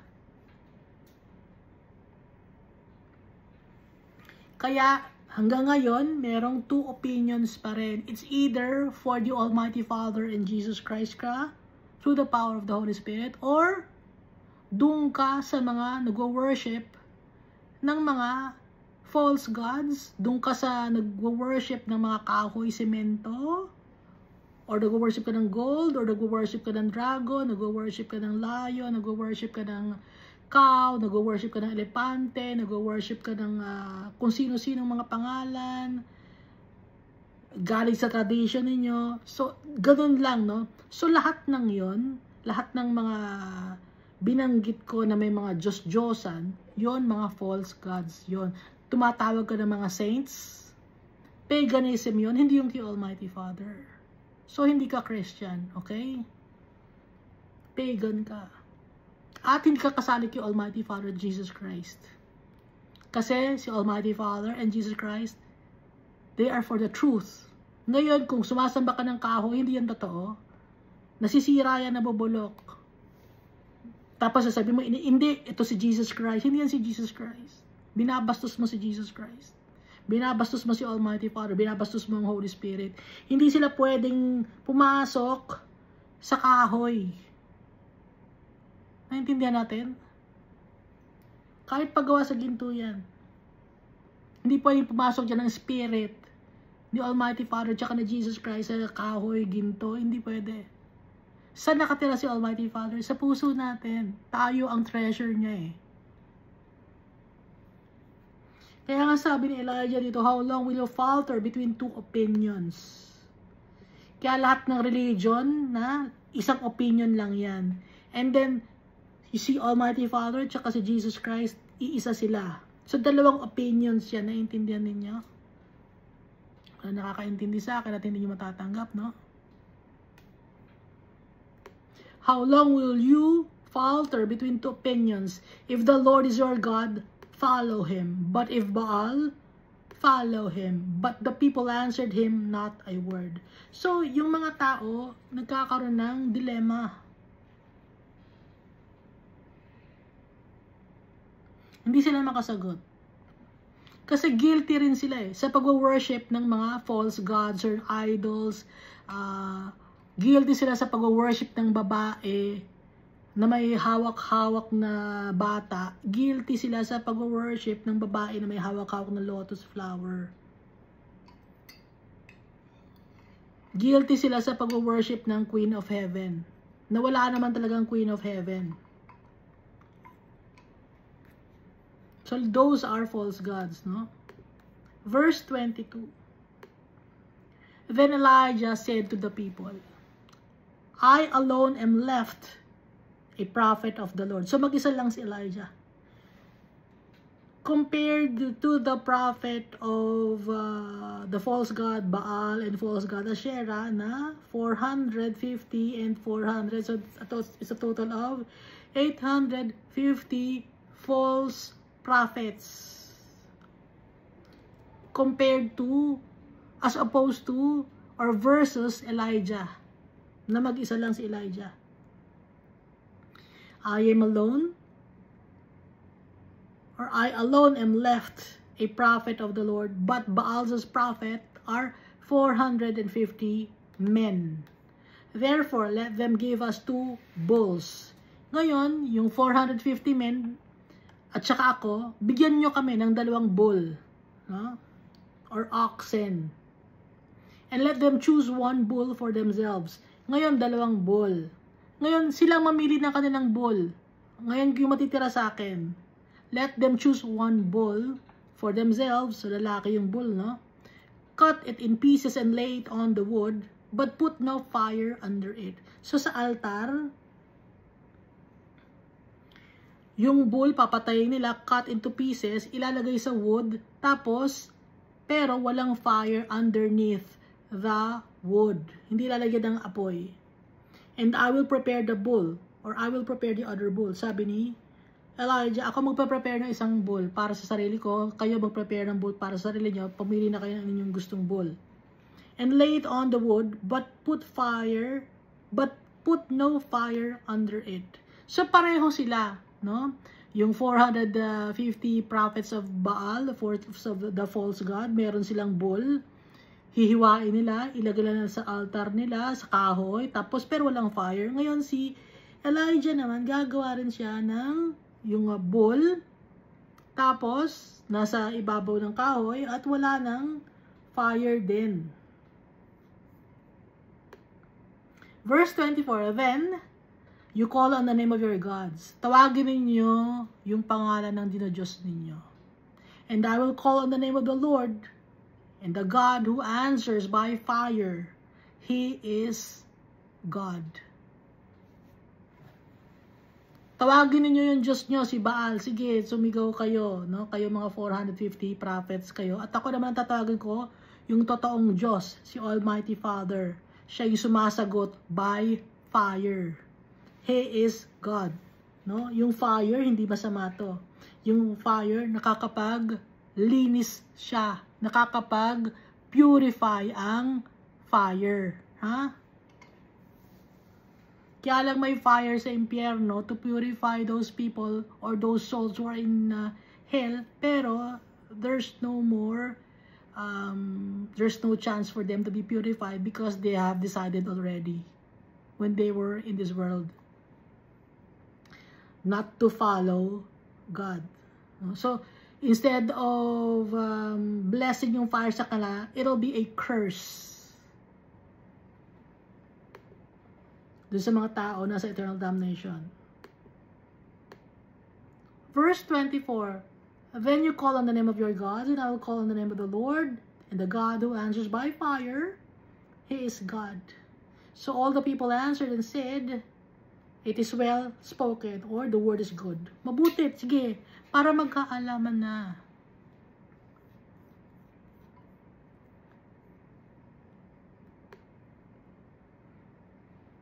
Kasi nga, yung mga taong faithful kay Almighty Father, nawawala na. Ngayon may bago na namang mga tao na ipinapanganak na hindi nila kilala si Almighty Father, no? Tapos namamatay na naman yan. Tapos may bago na namang darating na mga tao. Kaya nga we have the Bible. This is for us to be informed that the true God is our Father, the Creator of heaven and earth. Dahil paiba-iba ang tao dito sa mundo. Pero yung kasalanan, paulit-ulit. Ngayon, we have the testimonies of the people who were before us. That's why we have the Bible, the manual of our lives. Tumutunog na siyang ko. So all the people answered and said, it is well spoken. Verse 25, now Elijah said to the prophets of Baal, choose one bull for yourselves and prepare it first. Kayo na mauna. Binibigyan ko na kayo ng ng chance na kayo na mauna. Sige.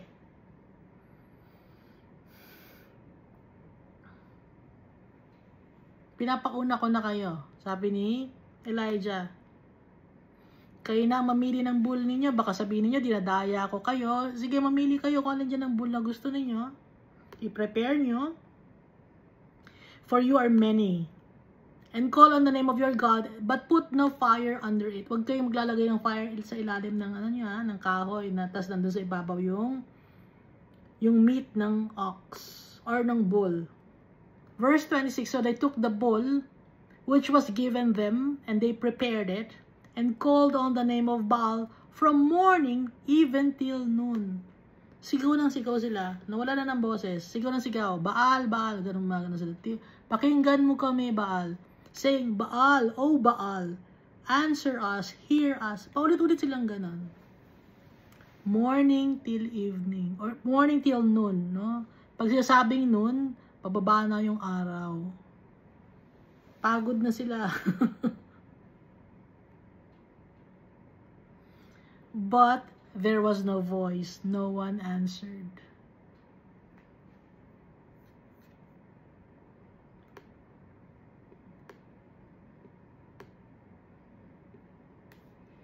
Tawag sila ng tawag. Ilan sila tumatawag? 450 worshippers of Baal. Tinatawag na si Baal. Baal, hear us. Baal, answer us. Walang sumasagot. Kasi, false God. No? False God si Baal. False God din si Asherah. Then, they leaped about the altar which they had made. Sumayaw na sila. Hindi lang sila sumisigaw ng Baal, Baal, pakinggan mo kami. Ang ginawa na nila, sumayaw na sila. Nagsayawan na para baka sakali. Uy, baka sakaling matuwa si Baal, nakikita tayong sinasumasayaw. Baka sakaling yung ating offering, tanggapin niya kahit walang fire, no? Yun ang isip nila. So then, they leaped about the altar which they had made. Sayaw-sayaw sila, di natin alam kung paano sila sumayaw, no?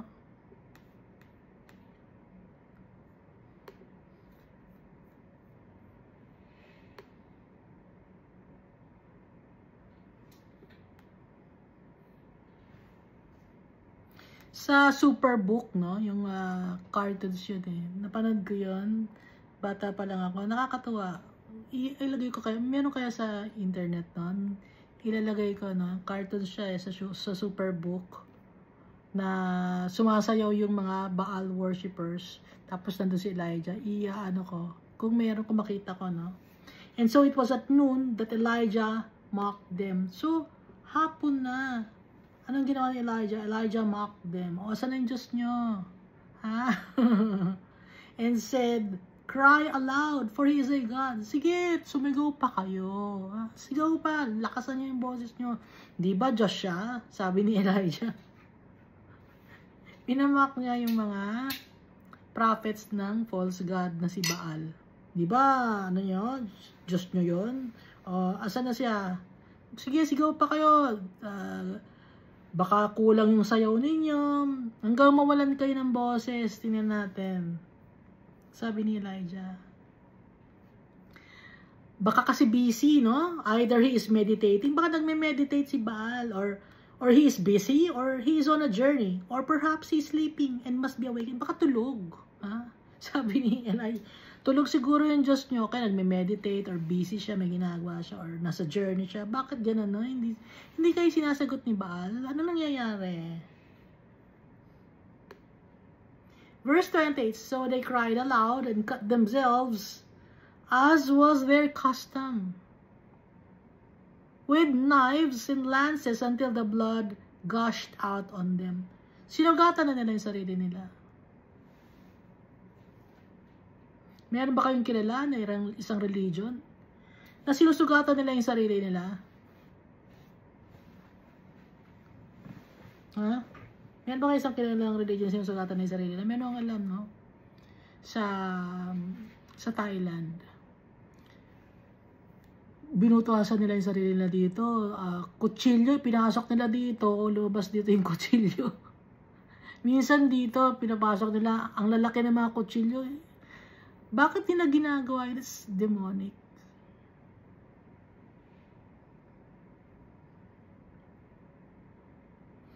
Ngayon, dito rin sa Pilipinas nga ito. Meron din mga tao na sinusugatan nila yung sarili nila. Custom nila yon. Para tawagin yung kanilang Diyos. Anong ginagawa nila minsan? Nagtatattoo sila ng kung ano-anong mga sign sa katawan nila. Para tawagin yung kanilang false gods. Meron pa, no? Yung pag-Easter. Sinasaktan nila yung sarili nila. Naghahampas dugo sila, ganon. Alam niyo ba? Sa northern part, no, ng Philippines, meron silang ganun eh, hampas dugo, tapos kailangan dumugo yung likod nila, tapos magpapapako sila. Ibig sabihin, hindi sila naniniwala kay Jesus Christ, na si Jesus Christ nag-save sa kanila. Akala nila, kay Jesus Christ sila, hindi. Sinasaktan na yung sarili nila eh. Kasi kung sinasaktan mo ang sarili mo, hindi mo mahal ang sarili mo. Hindi tayo tinuturuan ni Almighty Father na saksan natin ang sarili natin. Dahil tayo, yung katawan natin, temple of the Almighty Father. Temple of the Holy Spirit, temple of Jesus Christ. So, bakit natin sasaktan ang sarili natin? So, yung mga taong sinasaktan nila yung sarili nila, sabi for God, hindi totoo yun. That's evil. That's demonic. So, dito, kumuha sila ng knives at saka lances, sinusugatan na yung sarili nila. Para tawagin lang kanilang Diyos. Para marinig sila. Pero walang makakadinig sa kanila. Verse 29, and when midday was past, they prophesied until the time of the offering of the evening sacrifice, but there was no voice. No one answered, no one paid attention. Nagpa-prophesy pa sila kung ano pang ginagawa nila. Nag-offer pa sila hanggang evening, pero walang sumasagot sa kanila.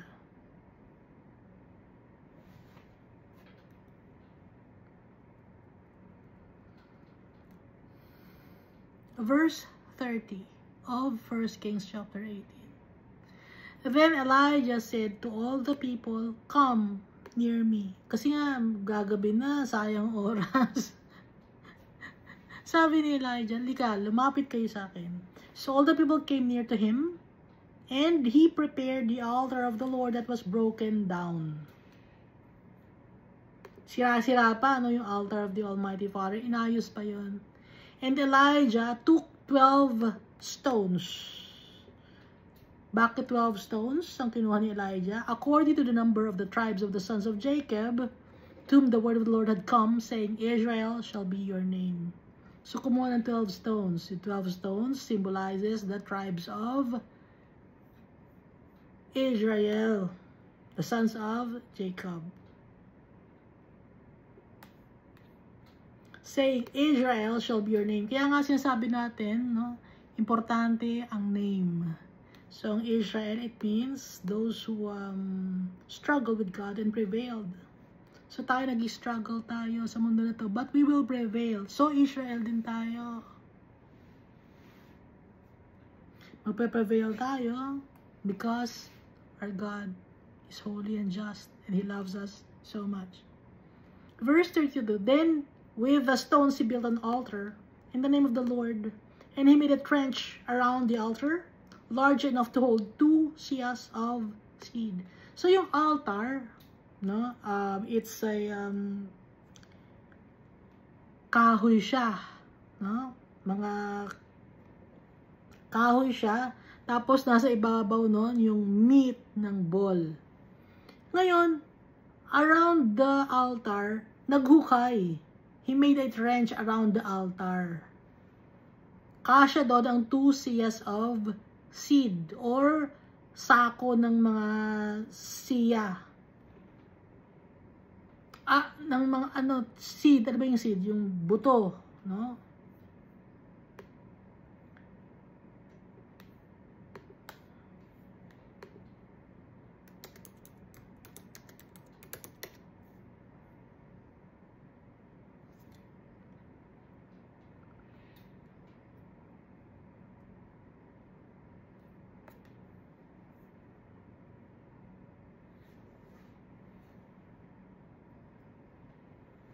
Pwedeng paglagyan ng tubig.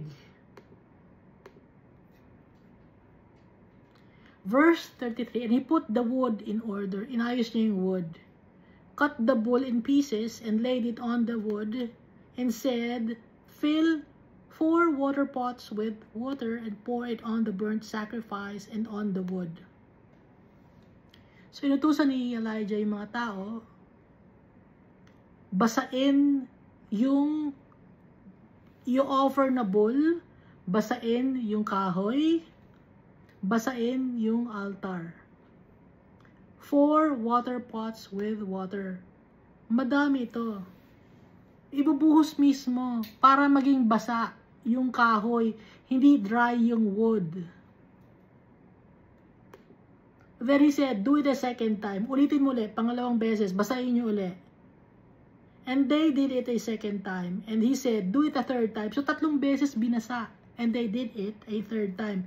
Binasa yung offer na bull, binasa yung kahoy, no? At basa lahat. Ngayon may trench sa gilid.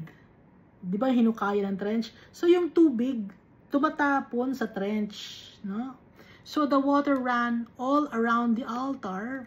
And he also filled the trench with water. So, around the altar, yung trench na hinukay na ganon, nilagyan din ng tubig. Verse 36, And it came to pass, at the time of the offering of the evening sacrifice, gabi na to, evening na. Kasi binigay na niya yung oras na mahaba dun sa prophet ng false god. That Elijah the prophet came near and said, Lord God of Abraham, Isaac, and Israel, let it be known this day that you are God in Israel, and I am your servant, and that I have done all these things at your word. Nagpray si Elijah, nagpakumbaba siya, Lord God of Israel, Isaac, and Jacob, Abraham, ipakilala niyo po, Lord God, na ako ang inyong servant, na kaya ko ginawa ang mga bagay na to ay para sa ikapupuri ng pangalan mo. Dahil ito ang gusto mo, ito ang utos mo. Verse 37, hear me, O Lord, hear me. Pakinggan niyo po ako, Lord. That these people may know that you are the Lord God. Nagpapakumbaba, no? Yung si Elijah. Pakinggan niyo po ako para malaman din ng mga tao na ikaw ang tunay na Diyos. And that you have turned their backs, or you have turned their hearts back to you again. Para maniwala uli sila sa inyo. Para makilala nila kayo. Sabi ni Elijah. Verse 38. Then the fire of the Lord fell. Ganun kabilis kausap si Almighty Father. And consumed the burnt sacrifice. Imagine basa, no? Yung offering, basa. Yung kahoy, basa. May trench pa na punong-puno ng tubig. Pero, the fire of the Lord fell and consumed the burnt offering or burnt sacrifice. Paano masusunog yun kung basa? Yun hindi yun masusunog. Pati yung kahoy, basa eh. Pero, nasunog, it's not natural, but from the Almighty Father. And the wood and the stones and the dust. And it licked up the water that was in the trench. Yung woods, yung stones na basa, pati yung dust, no? Umaapoy. Malakas ang apoy. And it licked up the water. Hanggang sa tubig, dumadaan yung apoy. That was in the trench. Ganun ka-powerful si Almighty Father. Verse 39. Now when all the people saw it, they fell on their faces and they said, the Lord, He is God. The Lord is God. So dun napatunayan ng mga tao, kailangan pa din na makakita ng miracle. To believe that the Almighty Father is God.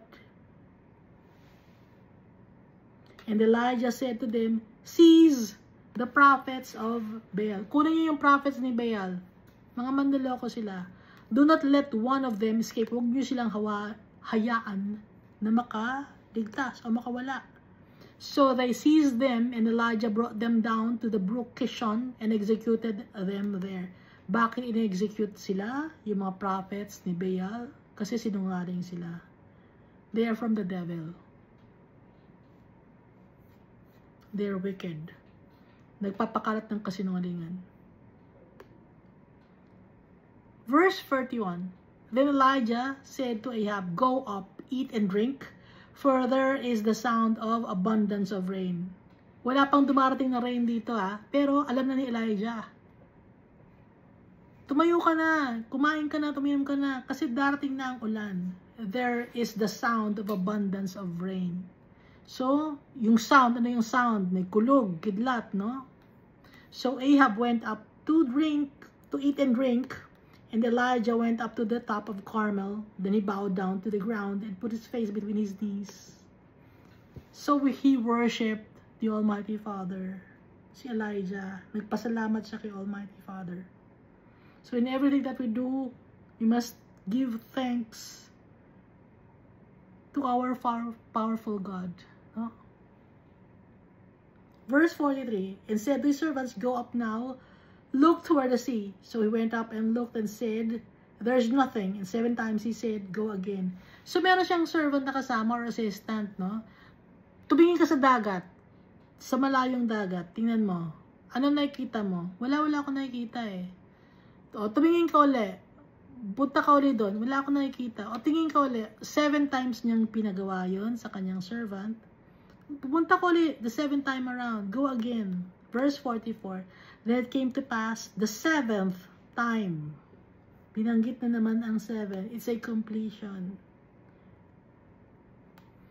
That he said, there is a cloud, as small as a man's hand. Nakakita ng cloud yung servant, the 7th time around, nandun sa may dagat, paparating. Maliit lang yung cloud, small as a man's hand, rising out of the sea. Doon galing sa dagat, meron akong paparating na cloud. Alam natin na pag may clouds, merong rain. So he said, go up, say to Ahab, prepare your chariot. Pumunta ka na, bilisan mo. Punta ka kay Ahab. I-prepare na niya yung kanyang chariot. So walang kotse nun, walang bagay na hindi safe. Kasi chariot, alam niyo ba yung itsura ng chariot? Wala namang bubong yung chariot, di ba? So, hila-hila ng kabayo yon, yung chariot. Tapos, ilan ba ang paa ng chariot? 2. Tapos, hila siya ng kabayo, di ba? So, usually, ang sakay ng chariot, 3. No? Nakatayo ka lang doon sa chariot. So, hindi ka safe doon.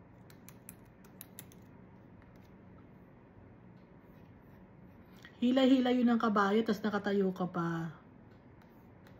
At, yung kalye, hindi naman siya patag eh. Yung kalye noon, lubak-lubak. So, pag nadapa yung kabayo, dapa din yung chariot. Kaya sabi ni Elijah, naiutos kay Ahab, na i-bind ka, i-harness ka, mag-prepare ka na. Dahil pag nadapa yung kabayo, natumba yung chariot, tumba ka din. Kaya umalis ka na and go down before the rain stops you. Umalis ka na, bumaba ka na, kasi malakas na ulan ang darating. Dahil pag umulan, hindi na makakakita yung kabayo. Malilito na yung kabayo, magiging madilim, no? Hindi na alam kung saan pupunta yung kabayo. Kaya ngayon pa lang, umalis ka na, malakas ang tipak ng rain. Now it happened in the meantime that the sky became black with clouds and winds. Dumilim na. Alam natin na padilim na rin, di ba? Pero sa madilim na yon, didilim pa lalo dahil nga mayroong ulan. At saka yung sky black na siya. Hindi na makakita ng mga stars. Tsaka wala, yung mga clouds meron na rin na namumuong sama ng panahon. Ganun ba yun? And wind. Malakas ang hangin. Bagyo to. And there was a heavy rain. Malakas ang ulan. Imagine, 3 years hindi umulan. So Ahab rode away and went to Jezreel. At alam naman natin, pag malakas ang ulan, hindi agad-agad ma-absorb ng lupa yung tubig ulan, no? So baka madapa yung kabayo. So Ahab rode away and went to Jezreel. Doon nagpunta si Ahab. Verse 46 in the last verse of 1 Kings chapter 18. Then the hand of the Lord came upon Elijah, and he girded up his loins. So Elijah was filled with the Holy Spirit, and the Lord God guided Elijah. Anong ginawa ni Almighty Father kay Elijah? So nag-ready na si Elijah. He girded up his loins. So yung may damit si Elijah, no? Yung mga damit nun maluluwang at malalapad, di ba? He tucked the skirts of his robe in his belt in preparation for a quick travel. So naka-robe si Elijah. Ngayon, may belt din siya. So para makakilos ng mabuti dahil nga malakas ang ulan, yung kanyang damit, yung kanyang robe, tsaka yung skirt niya, isiniksik niya sa kanyang belt. Bakit? Preparation for a quick travel. So, anong gagawin ni Almighty Father? Dahil sa kanya, Almighty Father, he ran ahead of Ahab to the entrance of Jezreel. Si Ahab, nakasakay pa sa chariots. Pero, si Elijah, tumakbo lang siya. At si Almighty Father, he guided Elijah. So parang lumipad si Elijah. Kasi mas mabilis siya kay Ahab eh. Si Ahab, hinihila ng kabayo yung kanyang chariot. Naunahan pa niya si Ahab. sa entrance of Jezreel. Parang lumipad si Elijah, pero hindi siya lumipad. Naglakad siya, pero mas mabilis sa kanyang lakad kaysa kay Ahab na nakasakay sa chariot na hila-hila ng kabayo. Kaya nga, he girded up his loins. Kasi nga, mabilis ang kanyang pagta-travel. Si Almighty Father, He's powerful. Ginamit niya si Elijah to teach people. At si Elijah, natututo din siya. So, hindi lang yung mga tao ang natututo, pati na rin si Elijah na i-strengthen ang kanyang faith. Naintindihan natin? So, yung mga nagtuturo sa inyo about the Almighty Father, who are truly God's servants, who truly believes in Jesus Christ, they don't worship idols, they don't worship false gods, they only call on the name of the Almighty Father and Jesus Christ with the power of the Holy Spirit. They are guided. The Lord loves them so much. At natututo sila. And at the same time, may mga tao rin sila na nakaka-impart sila ng knowledge for those people to learn about the goodness of our Father and the faithfulness of Jesus Christ. Thank you, and God loves us all so much.